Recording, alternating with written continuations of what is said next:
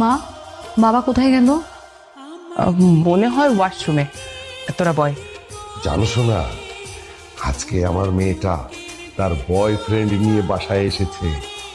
জানো শোনা, আজকে আমার মেয়েটা তার বয়ফ্রেন্ড নিয়ে বাসায় এসেছে। শুনো, বাবা একটু রাগী, কিন্তু ভয় পেও না। একটু দেরি হয়ে গেল, বিরক্ত হচ্ছিলে না তো? জি না আঙ্কেল। কে উত্তর দিল কে? বাবা তাসিনী উত্তর দিয়েছেন। আরে এ তো পুরোটাই সমস্যা। কিন্তু শেষ পর্যন্ত তুই একটা হাফ ছেলে হাফ মেয়ের সঙ্গে প্রেম করছিস। তাসিনী একজন ছেলে, আর ওর শুধু একটু কণ্ঠতেই সমস্যা, বাকি সব ঠিক আছে। ডাক্তার দেখিয়েছিস? আঙ্কেল প্লিজ, আমি একদম ঠিকঠাক আছি। আমি আর মিতু দুজন দুজনকে অনেক বেশি ভালোবাসি। কিসের ভালোবাসা? হ্যাঁ, কিসের ভালোবাসা? আমি এরকম একটা হাফ ছেলের সাথে হাফ মেয়ের সাথে তোকে বিয়ে দেবো না। আমি তোর মাকে একটা সালাম দাও তো। আসসালামু আলাইকুম আন্টি। আল্লাহ, কি কেলেঙ্কারি কথা! বাবা প্লিজ, তুমি এমন করছো কেন? এই চুপ! বাবা ওকে ছেড়ে দাও। চুপ! একটা হাফ ছেলে হাফ মেয়ের সঙ্গে আমি আমার মেয়েকে বিয়ে দেবো? তোর গার্লফ্রেন্ডের বাবা আগে থেকে জানতো না, এই জন্যই মনে হয় বেশি রাখাস। তার জন্য কি আমাকে গালাগালি করবে? কি রে, তোর সুগার ড্যাডি নাকি?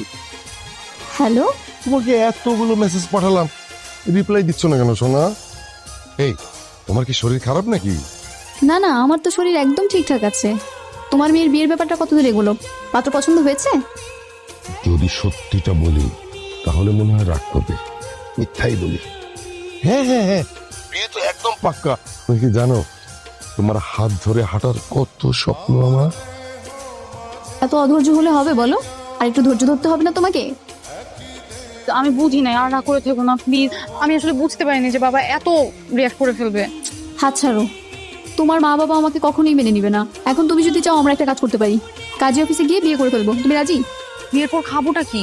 আর তোমার যদি একটা চাকরি থাকতো তাহলে তার কোনো সমস্যাই হতো না। চাকরির জন্য তো আমিও চেষ্টা করতেছি, এখন না হলে আমি কি করবো?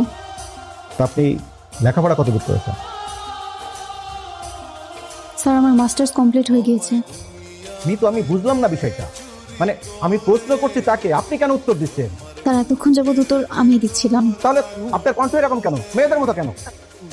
স্যার, আসলে ওর কণ্ঠে একটু প্রবলেম আছে। আরে আপনি কি বলেন একটু প্রবলেম আছে? একটা ছেলে মানুষ মেয়ে মানুষের মতো কথা বলে, আপনি বলেন একটু প্রবলেম আছে? প্লিজ আপনার এখন যান। আমাকে দেশব চাকরি বাকরি আর হবে না। কত সরকারি বেসরকারি চাকরির জন্য আবেদন করলাম, ইন্টারভিউ দিলাম, ভাইবা দিলাম, কিছু থেকে কিছু হচ্ছে না। আমাকে দেওয়া সম্ভব